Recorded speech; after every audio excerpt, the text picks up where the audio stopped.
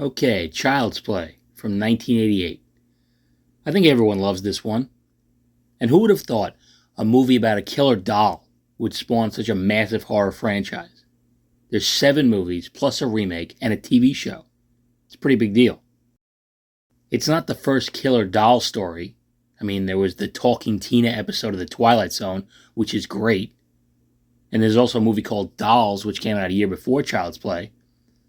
And there's also whatever the fuck this thing is from Trilogy of Terror. But this was the first movie to give the killer doll a real personality. And it's a lot of fun. And it's kind of reflective of the time. The 80s were all about creepy looking dolls. There were the Cabbage Patch Kids, of course, and the Teddy Ruxpin. The list goes on and on. So it's not crazy to think that a doll that looks like this could actually be sold. But that might be the most believable thing about the movie. And that's fine with me. And I think we should just get started. Child's Play from 1988, directed by Tom Holland. That's horror movie Tom Holland, not Spider-Man Tom Holland. And starring Brad Dourif, Catherine Hicks, Alex Vincent, and Chris Sarandon. The movie opens up with a detective named Mike Norris chasing a serial killer named Charles Lee Ray down a dark alleyway. There's a shootout, and Ray's partner in crime leaves without him. So he runs into a toy store, as you do. And yeah, this is where the magic happens. Norris shoots Ray, he's bleeding out, and he says he's going to get Norris for this, no matter what. He talks under his breath. He keeps saying that he has to find someone. And he finds someone. He begins a weird ritual, and then this happens.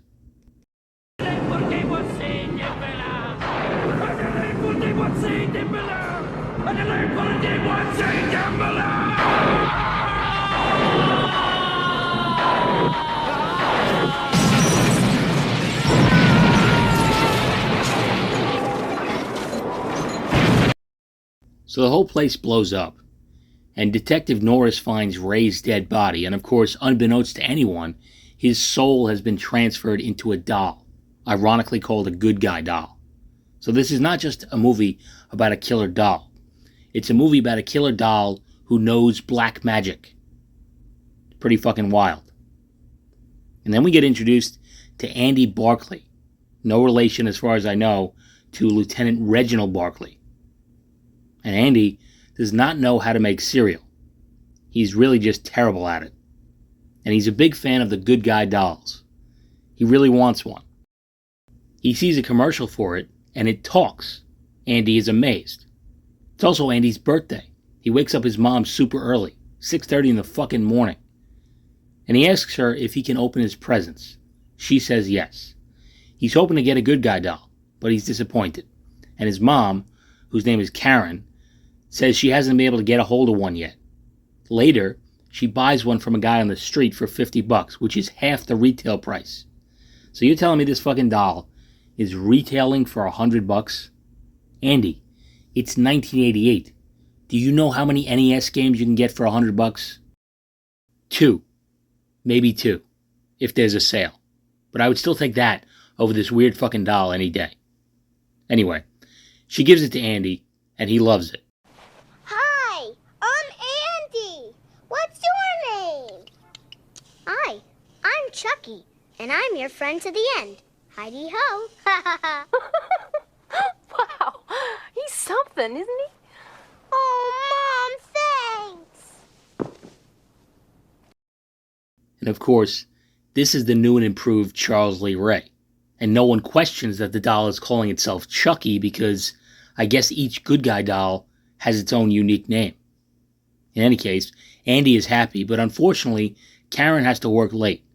So she gets her friend Maggie to babysit while she's gone. And Andy tells Maggie that Chucky wants to watch the 9 o'clock news, which is a little creepy. Andy gets ready for bed, and Maggie hears the TV come on, and she finds Chucky sitting in front of it, watching the news. Even more creepy. She turns off the TV and blames Andy for playing games. She tucks him in, and later that night, Chucky decides to go for a walk. Maggie hears little footsteps and thinks it's Andy running around, as you would. She hears a noise in the kitchen and discovers that the sugar has spilled all over the place. And it's a fuck ton of sugar. I don't know about you, but my sugar bowl can fit in the palm of your hand. But this is like a sugar jug. It's everywhere. And it's kind of weird because she just starts cleaning up the sugar. I think the first thing she should probably do is go check on Andy. If he's not asleep in his room, then he's probably running around the house causing trouble. But if he is asleep in his room, then something fucked up is happening. And as we know, something fucked up is happening.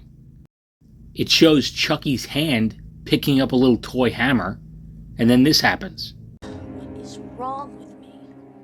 I'm scaring myself half to death.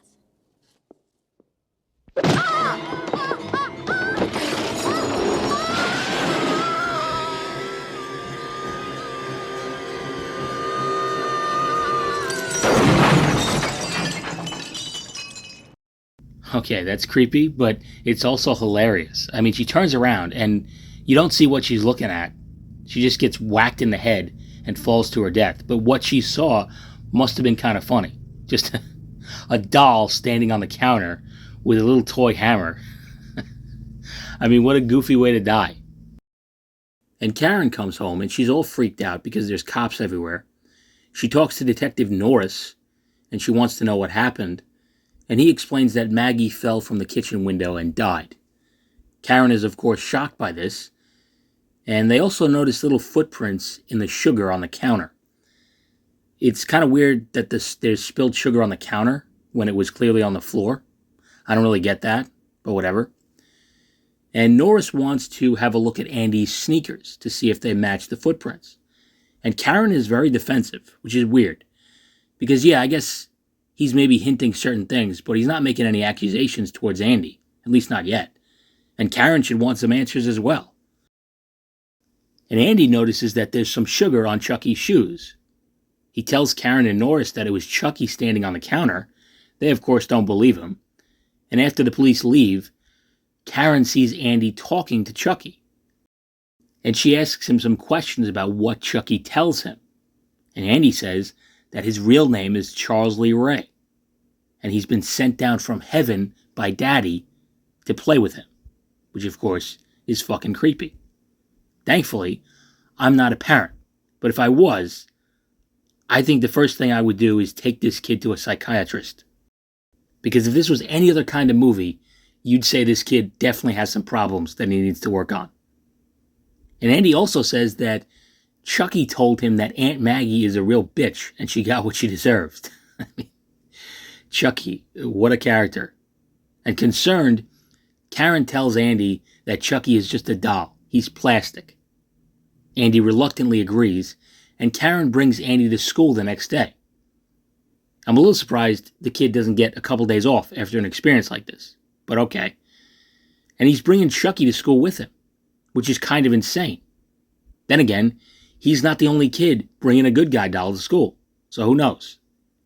In any case, when Karen leaves, Andy ditches school and gets on a train. I have no idea how he's paying for it, but okay. And obviously, he's being instructed by Chucky to do this. He ends up in a pretty rough area, and he sets Chucky down because he's got to take a pee. And while Andy isn't looking, Chucky runs into a nearby house. It's where his old partner, who left him behind at the beginning, is hiding out. Chucky makes noise, and the dude freaks out and starts shooting. Andy runs towards the sound of gunfire because he has the survival instincts of a moth.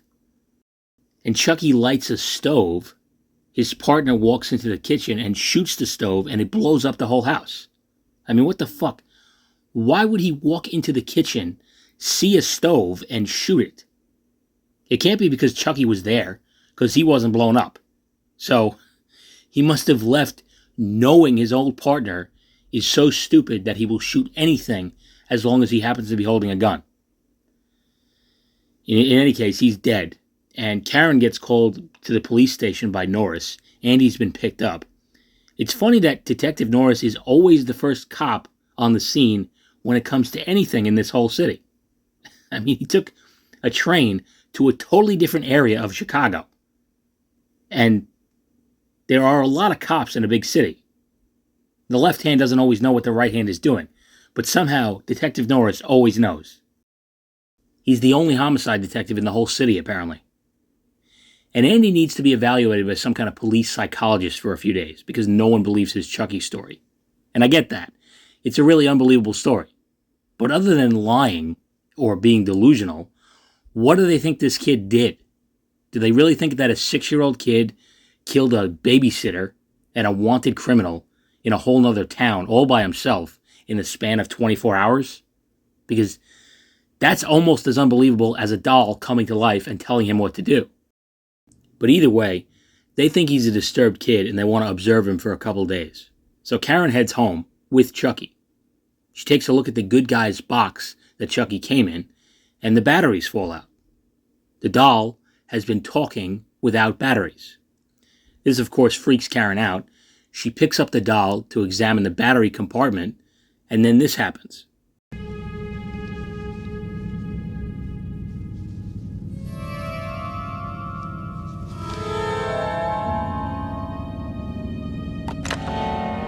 Hi, I'm Chucky. Wanna play?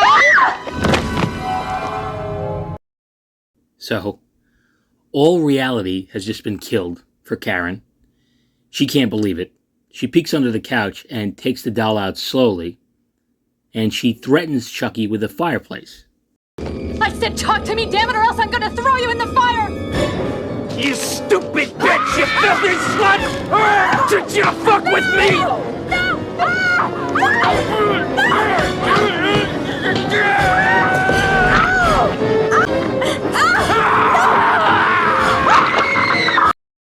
Big moment in the movie, and it's pretty hilarious. There's just something funny about a doll swearing like that and struggling to kill someone.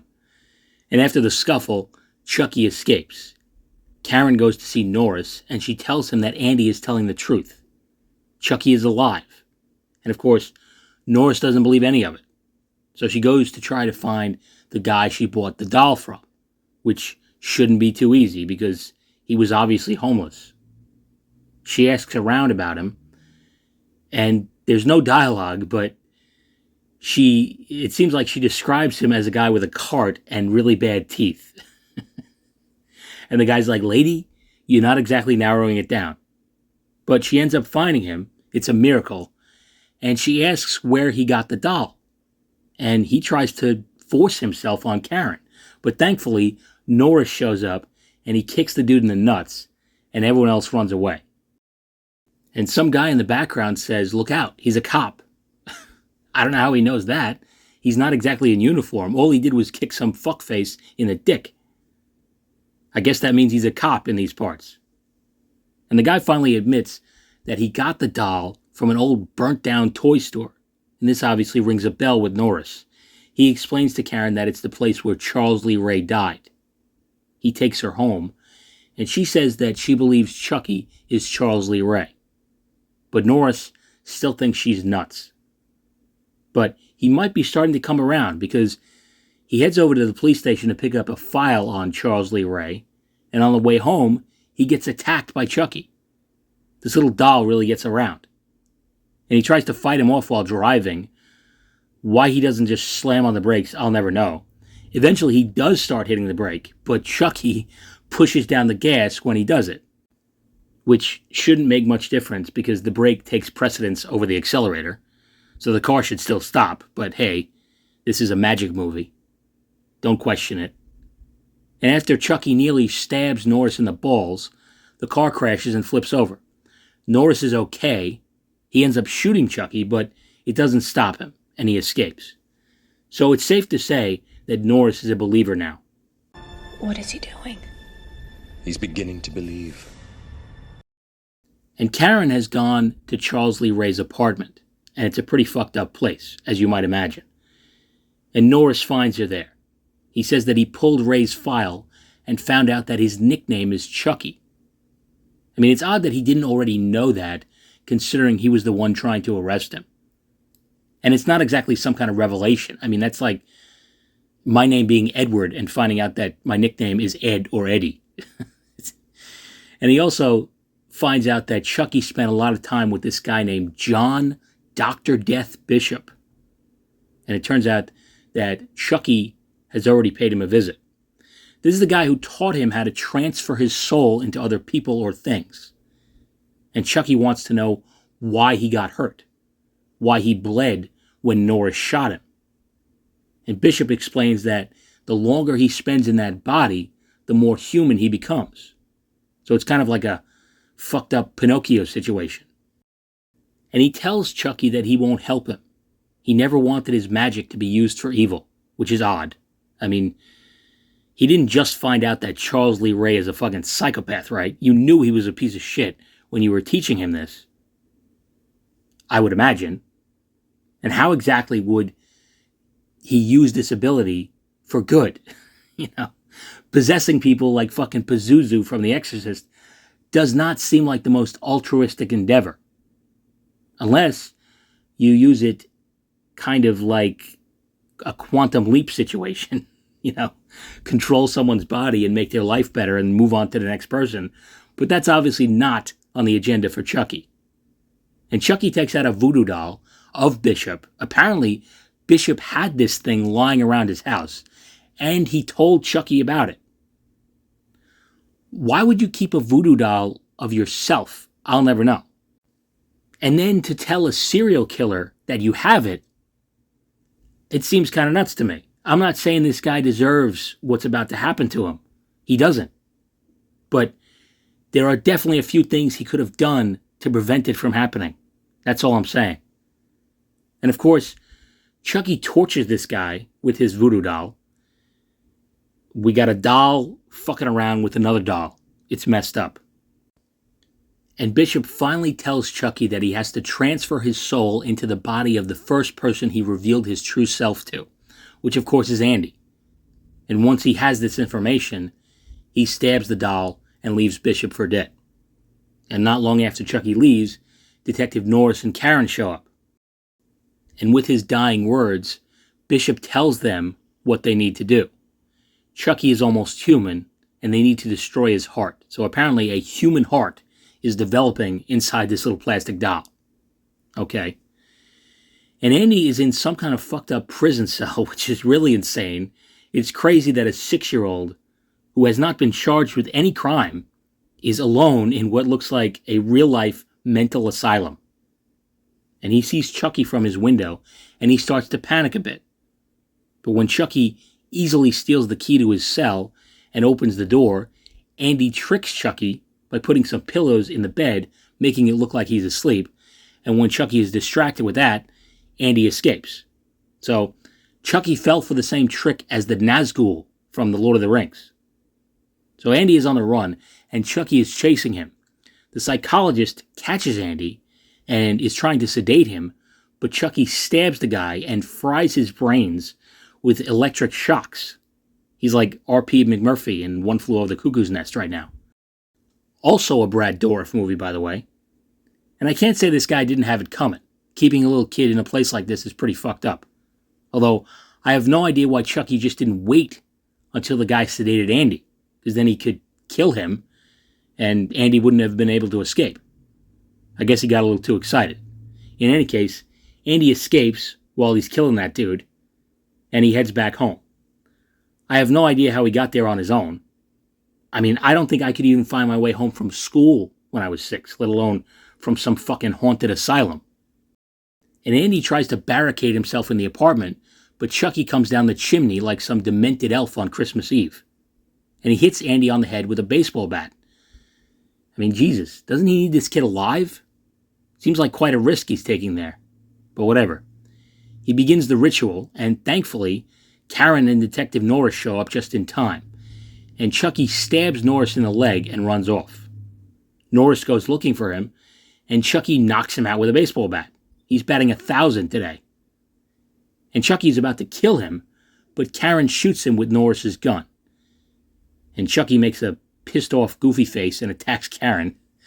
And she manages to throw him in the fireplace and keep him there while Andy lights a match. And then this happens. Andy, no, please. We're friends to the end. Remember? This is the end, friend.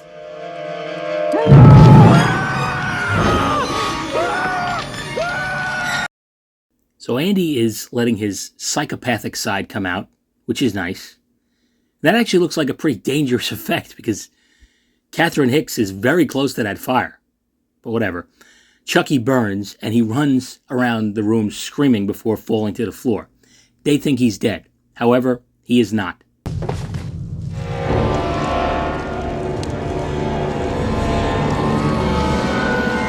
Hello, Andy.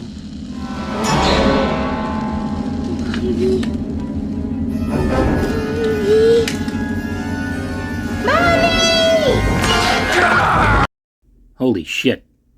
I know this is kind of a horror comedy.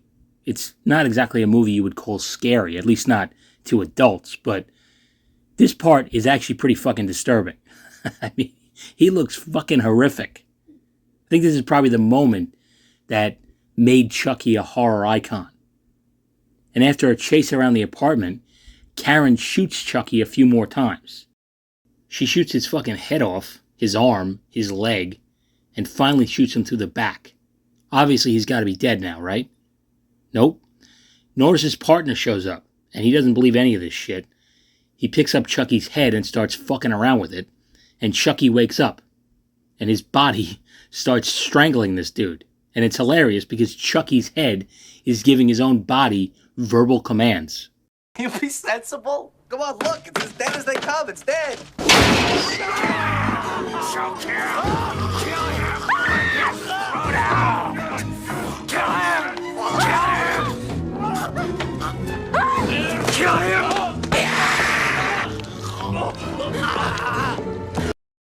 And Norris finally manages to shoot Chucky through the heart, which kills him once and for all. Well, at least until the next movie. He dies, and it's very creepy.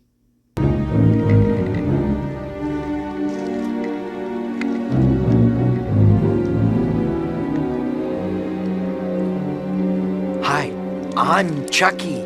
Wanna play?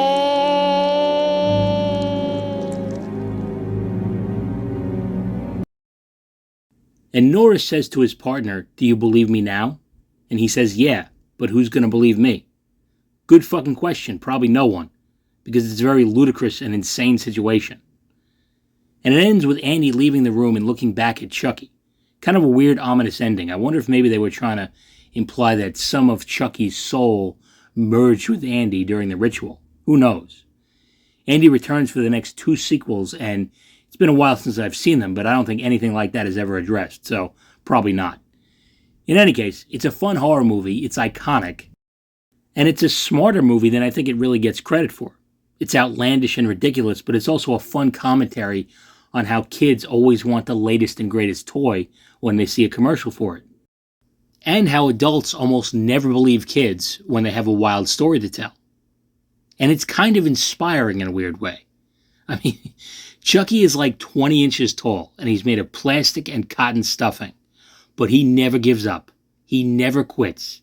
He keeps coming after you. He bites you and shit. He's like the Rocky of horror movie characters. He's all heart and determination. It's great. And Tom Holland directed this, and he's kind of a horror movie icon. In addition to Child's Play, he also directed Fright Night, which also stars Chris Sarandon as one of the coolest vampires of all time. And he also wrote Psycho 2, which is still one of the most underrated sequels of all time, in my opinion. If you've never seen Psycho 2, check it out. It's awesome. And Catherine Hicks as Karen is pretty great. It was kind of interesting to see a horror movie mother in the 80s that was not played by Dee Wallace.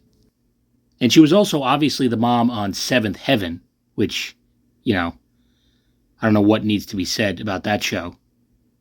And she was the surrogate mom of George and Gracie, the whales from Star Trek IV, The Voyage Home. They like her very much, but they are not the hell her whales. And her character apparently was institutionalized after this movie, just for telling the truth, which is fucking wacky. I mean, was Norris also locked up?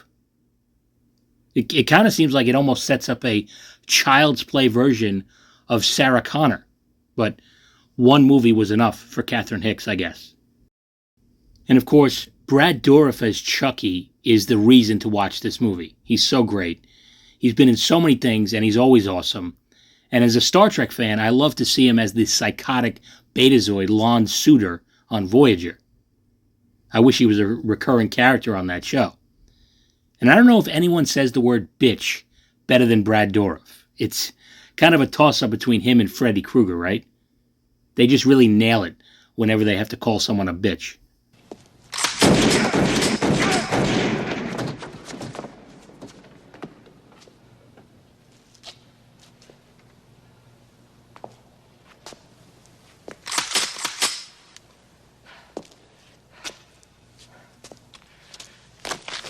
Kevlar, bitch! But anyway, that's about all I got for now. Let me know what you think of Child's Play. And do you have a favorite movie in the series? Let me know. And until next time, take it easy. Look, George. Some child left their doll in the elevator. Now leave it alone. Whoever left it there will come back looking for it.